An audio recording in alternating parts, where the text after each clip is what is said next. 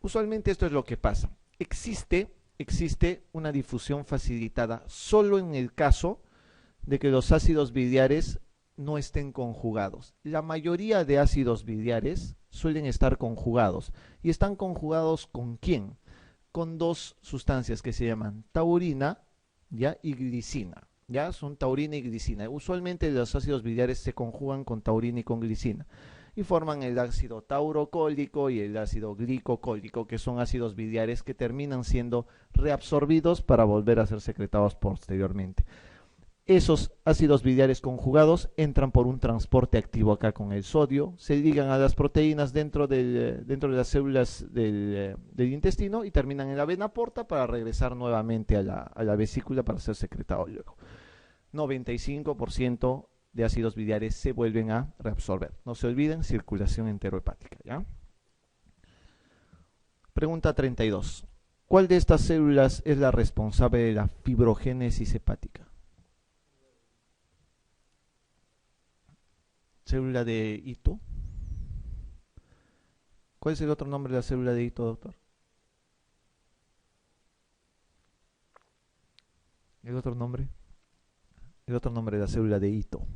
Casi nadie conoce como célula de Ito. Doctora, por otra guardia más. Se llama célula estrellada también, ¿no? La célula estrellada o célula de Ito. Cierto, los responsables de fibrogénesis hepática fundamentalmente son las células de Ito.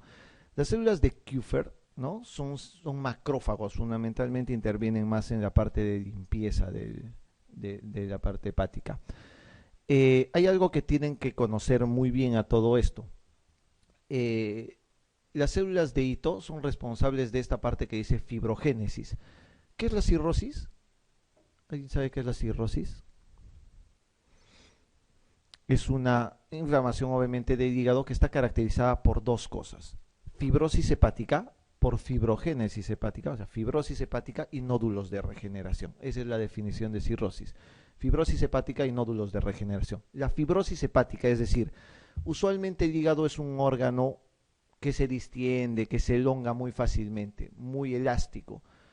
Cuando uno tiene cirrosis, la célula de Ito produce esta parte de fibrogénesis, se vuelve duro, se vuelve fibroso el hígado y se vuelve muy poco elástico. Eso se llama fibrogénesis y eso es ocasionado básicamente por la célula de Ito que es obviamente estimulada por diversos mecanismos, ya sea alcohol, ya sea los virus de hepatitis B y de C, etcétera. Pero es muy importante para la fibrogénesis hepática, ¿ya? Entonces acá la respuesta es la respuesta B, la célula de Ito es la encargada de la fibrogénesis. Ustedes tienen acá, miren los hepatocitos, ¿no? Con los canalículos biliares acá. Acá tienen la célula de Kupffer, que generalmente es intrasinusoidal. La célula de Kupffer es intrasinusoidal. Acá, ¿dónde está ubicada la célula de Ito? En este espacio que se llama espacio de Dice, ¿ya? Espacio de Dice, que está entre el hepatocito y el sinusoide hepático. Ese es el espacio de Dice. Y el espacio de Dice es el lugar donde están las células de Ito, células estrelladas o estrelladas como ustedes deseen llamarlo. Cuando aumenta esta cantidad de células estrelladas se produce la fibrosis y la alteración de la estructura y la arquitectura hepática, ¿ya? No olviden entonces el espacio de Dice donde están las células estrelladas. Para que conozcan un poco mejor, las células de Kupffer usualmente son macrófagos tisulares especializados, son macrófagos, no olviden eso, es importante. Obviamente la función principal de esto es retirar esas partículas tóxicas, ¿no? Y obviamente es un mecanismo de defensa del huésped. Eso es una célula de Kupffer. Pero las células de Ito, cuyo nombre real es de células estrelladas o células estrelladas, tiene una peculiaridad. Convierte la parte de la fibrosis convirtiéndose en miofibroblasto. O sea, ¿cómo se convierte realmente? ¿Por qué forma la fibrogénesis? Porque se convierte en esto, miofibroblastos, ¿ya? Son células entre musculares y fibrosas para darle esa arquitectura más dura al hígado en algún momento, ¿no? Ojo que puede haber alguna pregunta en la parte de células de Ito que almacena. Almacena vitamina A. ¿Ya? Eso es una pregunta que puede haber muy suelta por ahí. Almacena vitamina A, almacena grasa y lipocitos, ¿no? Pregunta 33, una pregunta muy sencilla. La secreción de factor intrínseco indispensable para la absorción de vitamina B12 se lleva a cabo en... ¿Alguien duda de eso? ¿No será idión terminal? No, porque dice que, dice la secreción de factor intrínseco, ¿no? No está preguntando dónde se absorbe el factor intrínseco. Dice, la secreción de factor intrínseco es producida en las células parietales. ¿Junto con quién? Con el ácido clorhídrico en las células parietales, ¿no es cierto? Muy bien, la respuesta acá es la A. Pregunta 34. En el ayuno el hígado contribuye a mantener la glicemia utilizando aminoácidos, en especial alanina, procedentes del catabolismo de proteínas musculares para sintetizar glucógeno. ¿Cómo se llama eso? Se llama gluconeogénesis, glucogenólisis, neogluconeogénesis, glucólisis, ¿qué será?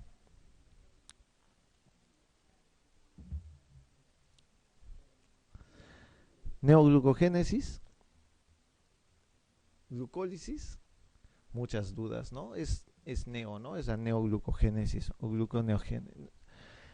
Doctores, esos cuatro términos fundamentales son términos que tienen que saberlo de alguna manera. Entonces, esos son los términos que vamos a repasar. Primero, ¿qué cosa es una glucólisis? Que es el principal mecanismo. Es básicamente la oxidación de la glucosa para producir energía. Eso es muy, muy fácil, ¿no? Ustedes ya conocen lo que es el ciclo de Krebs, que no lo voy a detallar en este momento por la parte bioquímica que ya la tienen que saber acá, ¿no es cierto?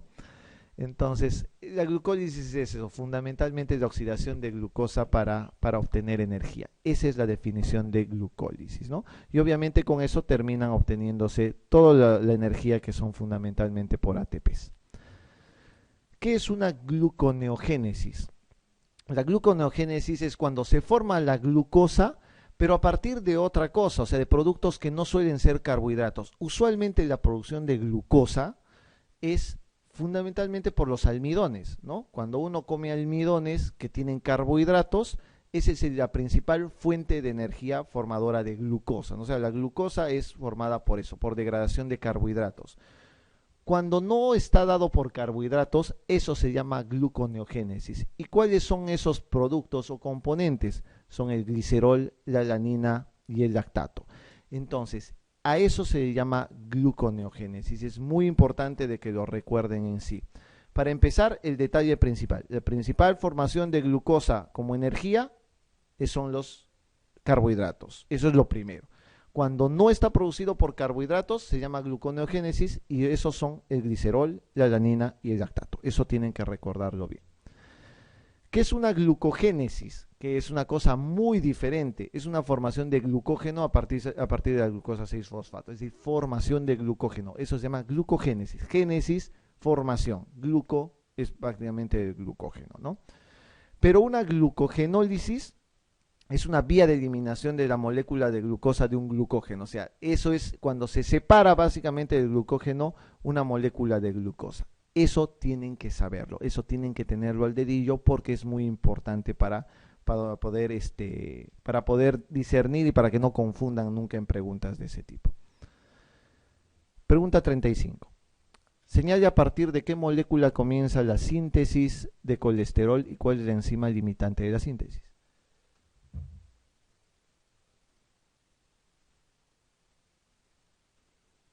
A ver, ¿cuál sería ahí?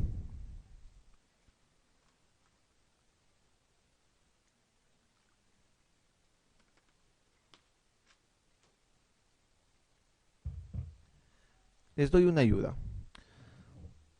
Como ustedes son unos clínicos prácticamente expertos, cuando uno tiene hipercolesterolemia de algún tipo, ¿no? Tiene el colesterol muy elevado, suelen dar un tipo de fármacos, ¿no? Un tipo de fármacos para reducir la producción de colesterol. ¿Cómo se llaman esos fármacos? Se llaman estatinas, ¿no es cierto? Habrán escuchado de la atorvastatina, de la rosuvastatina, etcétera, etcétera, ¿no? Lo que ustedes quieran. La función de las estatinas es precisamente disminuir la producción de colesterol. ¿Inhibiendo qué? ¿Inhibiendo qué? Una enzima que se llama ¿qué? ¿Reductasa o transferasa? Esa es una pregunta mala gente. Primero, ustedes tienen que saber que el mecanismo de acción de las estatinas es precisamente inhibir la 3,3 hidroximetilglutaril coenzima A reductasa, ¿ya? No transferasa, tengan mucho cuidado con eso. Es hidroximetilglutaril coenzima A reductasa, ¿de acuerdo? Entonces, precisamente eso es lo que funciona como el mecanismo de la síntesis de colesterol. Las estatinas lo que hacen es eso, inhibir esa enzima y de esa manera disminuir la producción de colesterol para que esto se regularice finalmente.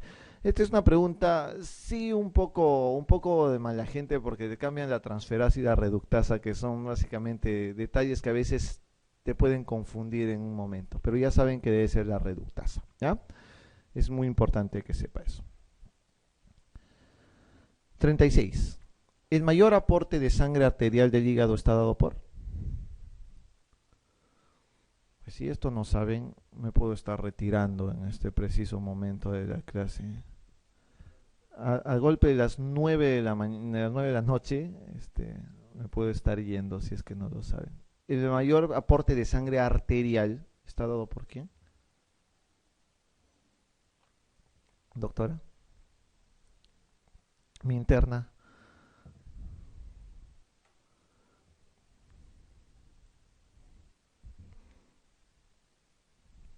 Mayor aporte de sangre arterial, o sea, ¿no? Doctora.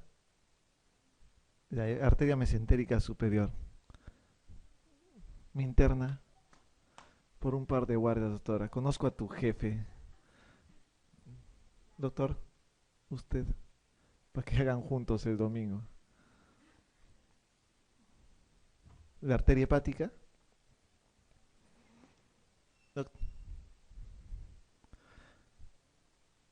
¿Cuál te parece?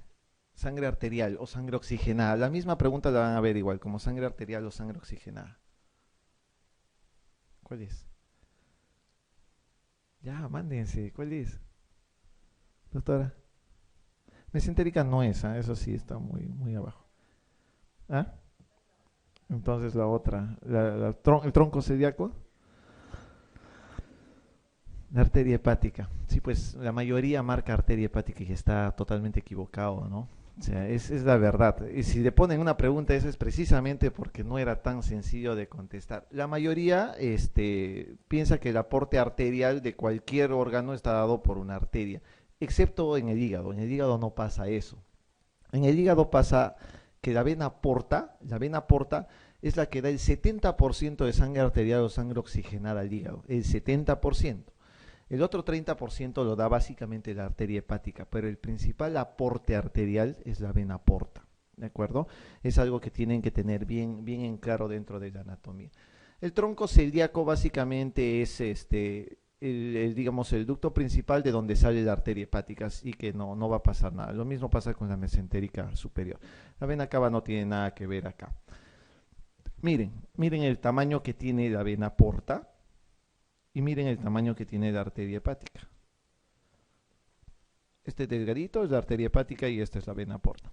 Obviamente ese es uno de los mecanismos por el cual en el hígado existen los sinusoides, pues, ¿no? Entonces, ya saben que ese es el principal aporte arterial del hígado, es la vena porta, ¿de acuerdo?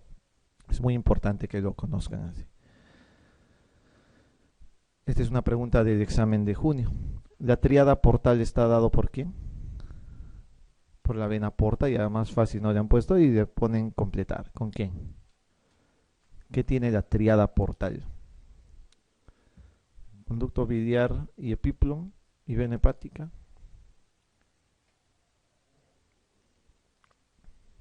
Arteria hepática y conducto biliar. ¿Ok? ¿Y el conducto colédoco no podrá ser? Para empezar, esta tríada portal es básicamente una definición histológica, ¿ya? Es una definición histológica. Sí es cierto, la tríada portal está dado, es una pregunta que, si quiero ser estrictos, está mal planteada, porque debería ser, para ser más correcto, la tríada portal está formada por ramas de la vena porta de la arteria, ramas de la arteria hepática y ramas obviamente de conducto biliar. Esa es la manera correcta de definirlo. No está formada por la misma porta, ni por la misma arteria hepática, ni por el mismo conducto biliar. Son por ramas pequeñitas, porque es una definición básicamente histológica.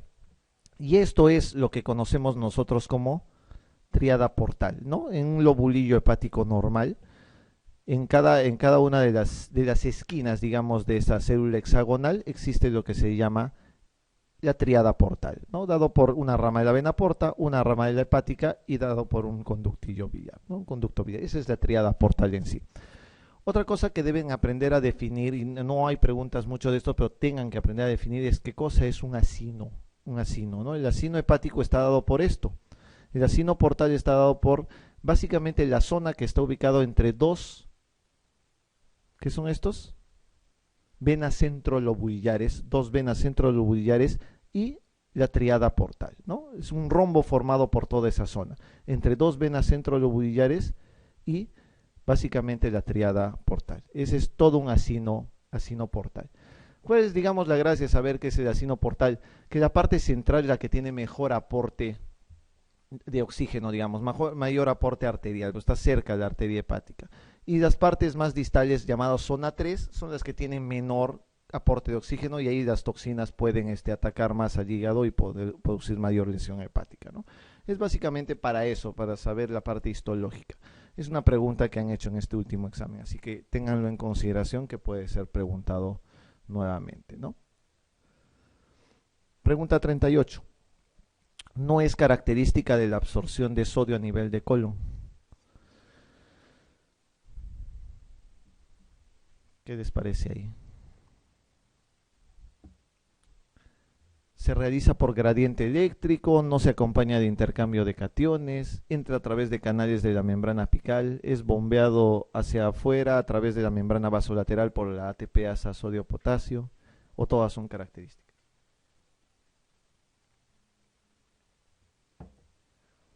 Ya no existen las preguntas donde hay todas, ninguna, A y B, B y C, las dos anteriores, la B y la C, pero no la D, esos ya no existen. Ya no ponen los exámenes de San Marcos, ni en el examen a nivel nacional ya no se ponen ese tipo de preguntas.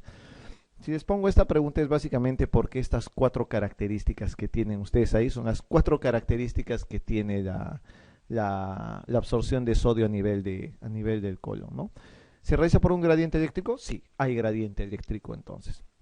¿No se acompaña de intercambio de cationes? Muchas veces no se acompaña de intercambio de cationes, ¿no? Obviamente puede ser de aniones, pero no necesariamente tiene que ser eso. ¿Entra a través de canales de membrana apical? Sí, y también es bombeado hacia afuera por la sodio-potasio ATPasa. Entonces, son cuatro características que pueden encontrar en esto. Obviamente, para que haya absorción de sodio, tienen que tener en consideración que existen muchos mecanismos por los cuales el sodio puede entrar de la luz al interior del enterocito. Y hay otro mecanismo para el interior del enterocito para que salga fuera de ¿no? Entonces, son mecanismos importantes. De la luz hacia el interior puede entrar por difusión pasiva. Hay canales de sodio, puede haber una difusión pasiva. Puede haber un cotransporte con glucosa. Fácil. Ese es el motivo por el cual. ¿Por qué damos sales de rehidratación oral a los niños? Para empezar, ¿qué tiene una sal de rehidratación, doctor? ¿Qué tiene una sal de rehidratación oral? Tiene sodio, ¿tiene qué más? Potasio, tiene glucosa, tiene cloro. ¿Por qué habrá glucosa? ¿Por qué habrá sodio? ¿Por qué encontrar eso? Básicamente por este cotransporte. La manera como puede entrar la glucosa dentro del enterocito está dado fundamentalmente por ese cotransporte de glucosa con sodio. Entonces, cuando tú le das sal de rehidratación a un niño, se juntan el sodio con la glucosa y hacen un cotransporte y eso puede ser absorbido y rehidrata al niño, ¿no? Ese es uno de los mecanismos de sal de rehidratación oral, por ejemplo, ¿no? Hay cotransporte con cloro, también existe cotransporte con cloro, es también muy importante eso, o hay un intercambio con hidrogeniones. Existen varios mecanismos por el cual puede entrar el sodio dentro del enterocito, ¿de acuerdo? Pero ¿qué va a pasar? Ahí está, ustedes ya tienen, ¿no?, los mecanismos por el cual entra. Pero cuando el sodio va a salir fuera de la célula, cuando el sodio sale fuera de la célula, necesariamente tiene que tener un transporte activo. Esa es la gran diferencia que hay. Y el transporte activo está dado por una bomba de sodio-potasio. Eso es para que la célula, el sodio salga fuera de la célula. Pero para que entre, existe varios mecanismos: difusión, cotransporte, transporte activo, lo que ustedes quieran. Pero para que salga fuera de la célula, necesariamente tiene que haber una bomba de sodio-potasio. Esa es la diferencia en el transporte de sodio, ¿ya? Pregunta 39. ¿Cuál de estas sustancias no se elimina por vía urinaria? ¿Cuál de ellas? A ver, ¿cuál no se elimina por vía urinaria? ¿Urobilinógeno? Si se llama urobilinógeno es porque está en la orina, ¿no? Entonces, eso sí existe. Por vía urinaria es la única descartable ahí. ¿Cuál más? ¿Bilirrubina indirecta? ¿Se elimina? ¿Los fotoisómeros de bilirrubina indirecta se elimina? ¿La bilirrubina directa se elimina? Sí se puede eliminar, por eso muchas veces hay coluria, ¿no es cierto? La bilirrubina directa sí se puede eliminar. La coproporfirina, exactamente, dice que es copro, ¿no? Pero sí se puede eliminar la coproporfirina por orina, exactamente ahí. Ese es un detalle importante. Les ponen copro precisamente porque eso significa heces, ¿no? Pero sí, sí se puede eliminar la coproporfirina por orina. Acá la duda es entre bilirrubina indirecta y fotoisómeros. Los fotoisómeros sí se pueden eliminar, pero la bilirrubina indirecta propiamente dicha no. ¿Ya? La bilirrubina indirecta no, pero los fotoisómeros sí se pueden eliminar. Básicamente, para que sepan un poco del mecanismo de la bilirrubina en sí, ya saben que la bilirrubina se forma a partir de la destrucción fundamentalmente del eritrocito, ¿no es cierto? El eritrocito tiene uno de sus componentes, que es el componente M, que tiene un hierro dentro de la parte central de su estructura, y este M, gracias a la M-oxigenasa, se va a convertir en biliverdina. Ese es el primer paso. M para convertirse en biliverdina por la M-oxigenasa, y la biliverdina para que se convierta en bilirrubina o la biliverdina reductasa. Ese es el mecanismo más simple para que ustedes sepan de dónde aparece normalmente la bilirrubina, por destrucción del eritrocito en sí, ¿no? Ok, pero una vez que ya tenemos bilirrubina formada del M, tenemos que ver que la bilirrubina puede ser conjugada o puede ser no conjugada, o puede ser bilirrubina directa o bilirrubina indirecta. Bilirrubina directa es la conjugada, la indirecta es la no conjugada. ¿Y con quién se conjuga? Fundamentalmente se conjuga con proteínas, ¿no? Que suele ser la albúmina fundamentalmente, ¿no? Eso es importante para que ustedes puedan ver el mecanismo. Cuando hagamos la parte clínica y la parte de colestasis y tipos de ictericia, ustedes van a poder ver y apreciar cuáles realmente son los mecanismos por los cuales se puede formar colestasis, ¿no? A veces esta bilirrubina a veces tiene una conjugación mala con esta glucuroniltransferasa. Cuando hay alteración de la glucuroniltransferasa, existen patologías, ¿no es cierto? Por ejemplo, ¿cuál? El Crigler-Najjar, ¿no es cierto? Crigler-Najjar 1, Crigler-Najjar 2. Eso les voy a enseñar cuando hagamos la parte clínica.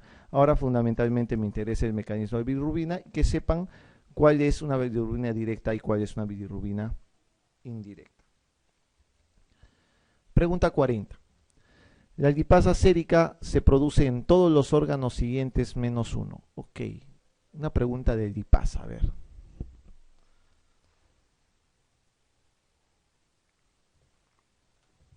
¿Cuál será? La lipasa sérica se produce en todos los órganos menos en uno.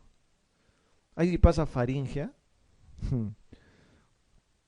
Hay lipasa en el riñón, hay lipasa intestinal, hay lipasa en vaso, ni siquiera hay páncreas, o sea, como para hacerlo más tranca, ni siquiera les he puesto páncreas. Dice, hay en todos menos en uno, o sea, en 4 de estos 5 sí se produce lipasa.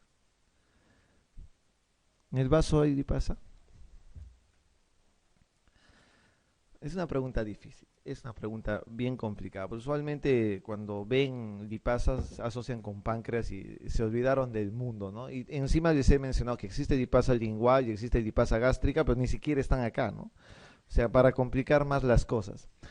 Existe faringe, existe en riñón, existe en intestino, existe en vaso, pero no en el epitelio ovárico. El epitelio ovárico no tiene producción necesariamente de lipasa, pero los otros 4 sí.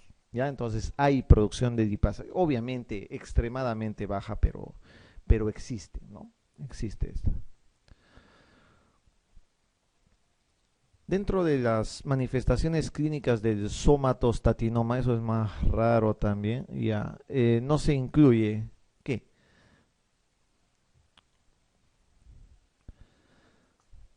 Hay algo que no se produce. Obviamente acá hay 4 características, nuevamente. 4 de las 5 son características de estos somatostatinomas. ¿Qué es un somatostatinoma? Usualmente es un tumor productor de somatostatina que usualmente suele ser pancreático. ¿Ya? Usualmente es un tumor pancreático. Son de estos tumores neuroendocrinos, ¿no? Productoras de una sustancia activa. Y en este caso es la somatostatina. ¿Qué usualmente produce un tumor de este tipo? Esteatorrea.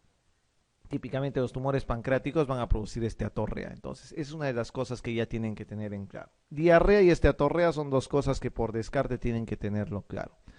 Si es un tumor pancreático, a veces hay alteración en la parte endocrina también. Y la somatostatina a veces tiene que ver con esto. Entonces, puede haber diabetes. La litiasis biliar de repente podría producir un poco de duda, pero sí es cierto, hay litiasis biliar con el somatostatinoma. Lo que no hay es glositis, ¿no? No existe glositis por el somatostatinoma en este caso. No incluye eso, lo demás pueden encontrar. Es una pregunta sumamente rebuscada, es una pregunta muy rara, no creo que les hagan una pregunta de este tipo. Mi interés de esta pregunta es básicamente que sepan qué es la somatostatina y qué funciones tiene. Acá vamos a llegar a la tercera parte de la secreción, de las fases de secreción gástrica. ¿Recuerdan? Existía una fase cefálica, que era la parte visual, olfatoria, ¿no? O gustativa. Teníamos la fase gástrica, que era básicamente el alimento que entra entre el estómago. Y tenemos una fase intestinal. Y esta fase intestinal está dado por esta somatostatina principalmente.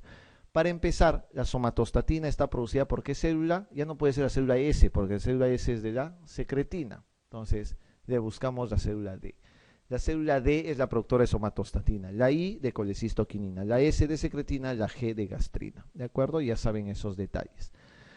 ¿Qué es lo que va a hacer la somatostatina? Para empezar, tienen que tener en claro en este gráfico lo siguiente. Miren. Usualmente cuando hay distensión del estómago por algún tipo de alimento, eso va a producir que se estimule tanto la producción de ácido clorhídrico. ¿Por quién? Por la célula G, que es productora de gastrina, o la célula enterocromafin-like, que es productora de histamina. ¿Recuerdan el estímulo paracrino?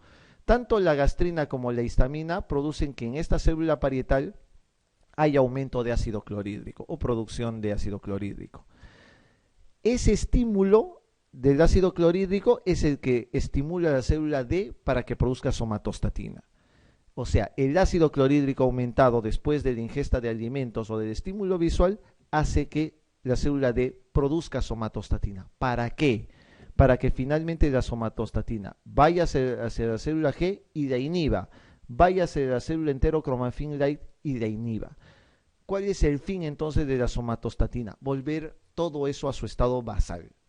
¿No? Si hubo por ingesta de alimentos, por estímulo visual, producción de ácido, la somatostatina lo que hace es volverlo todo al basal, inhibir la célula G para que no haya más producción de ácido, inhibir la célula enterocromafin para que no haya producción de histamina.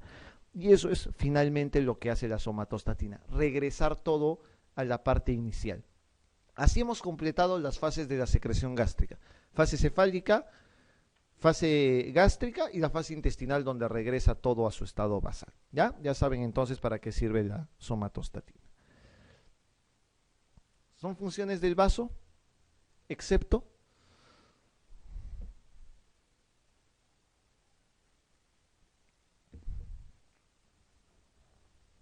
¿cuál es una función del vaso?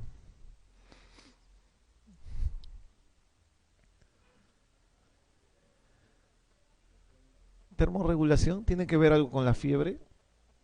¿O con la hipotermia? Nada, ¿no? Absolutamente nada. Las otras 4 que ustedes ven ahí son funciones que tiene el vaso en su característica, ¿no? La termorregulación no tiene nada que ver con ellos. Ahora, dentro de todas esas, obviamente la más importante suele ser el secuestro de matíes normales y plaquetas, ¿no es cierto? Las funciones del vaso usualmente, cuando está dado como órgano del sistema retículo endotelial, son esos, ¿no? Almacenamiento de hierro, fagocitosis de microorganismos. El vaso es un órgano sumamente importante en este caso. Y hay destrucción de células sanguíneas como órgano del sistema retículo endotelial. Cuando un paciente tiene cirrosis hepática, por ejemplo, una de las cosas que se da por hipertensión portal es que la esplenomegalia, ¿no es cierto? El vaso empieza a crecer, tiene un vaso enorme. Como el vaso ha crecido y es enorme, va a tener un nombre porque sus funciones empiezan a estar exageradas. ¿Cómo se llama ese nombre? Se llama hiperesplenismo, ¿ya? Entonces, cuando las funciones del vaso están exageradas, se llama hiperesplenismo. Y un paciente cirrótico con hiperesplenismo, ¿qué va a tener? Destrucción abundante de plaquetas. Por consiguiente, el cirrótico tendrá plaquetopenia.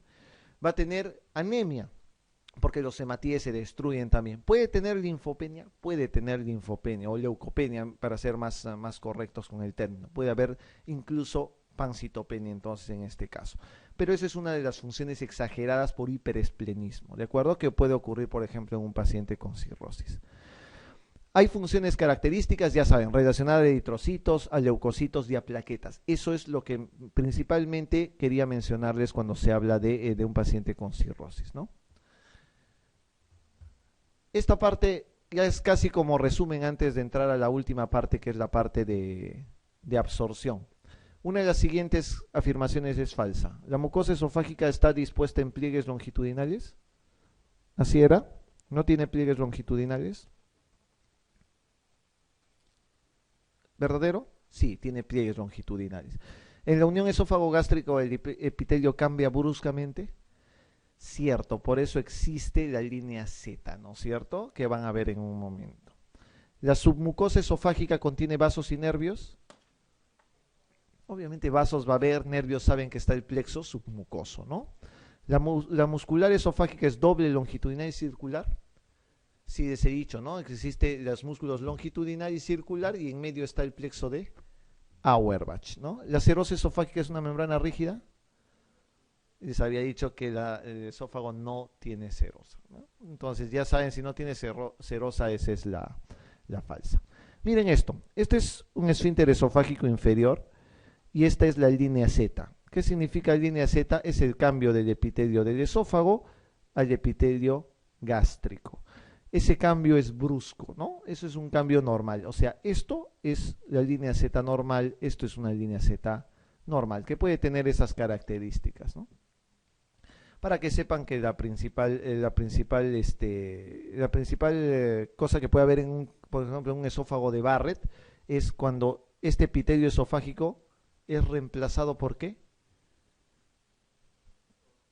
Por epitelio intestinal, no gástrico, ¿eh? Cuidado que se confundan eso. El esófago de Barrett es cuando este esófago de acá, esta mucosa de acá, es reemplazada por epitelio intestinal, no por epitelio gástrico, ¿ya?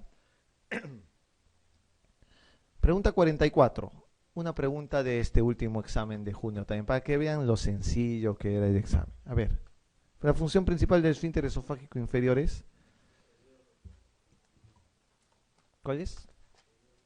Sí, pues impedir el reflujo del contenido gástrico al esófago. No hay ni siquiera una duda de lo que puede ser, la C. Ya saben entonces, no olviden que el esófago en este caso no tiene serosa, ya saben que hay la mucosa, la submucosa, la muscular y la longitudinal, ya saben eso. La secreción de ácido en la célula parietal gástrica se lleva a cabo por una tepeasa específica que intercambia hidrogeniones en el citosol. ¿Por qué? ¿Por qué sustancia? Perdón, ¿por potasio? ¿Cómo se llama esa bomba? Se llama bomba de protones. Solamente eso tenían que saber. Recuerden que para la producción de ácido clorhídrico necesariamente tiene que existir lo que llaman la bomba de protones. La bomba de protones está dado por un intercambiador de hidrógeno con el potasio de acá. ¿De acuerdo? Es por eso que cuando damos omeprazol, lansoprazol, pantoprazol, lo que ustedes quieran, es un inhibidor de la bomba de protones. Es un inhibidor de este intercambio. Entonces, para eso va a servir precisamente. Entonces ya saben que la secreción de ácido es básicamente por ese intercambio del hidrógeno con el potasio. ¿Ya? Pregunta 46. Ya para entrar a la parte última, que es la parte de digestión y absorción. Los carbohidratos son digeridos inicialmente en el intestino gracias a la acción de la amilasa. ¿Verdadero o falso? ¿Dónde es? Entonces, ¿por quién es digerido? Así es. Usualmente inicial es en la boca, no es en el intestino. Recuerden que existe amilasa salival, entonces es primero en la boca. ¿Ok? La amilasa actúa sobre la amilosa reduciéndolo a dextrinas límites.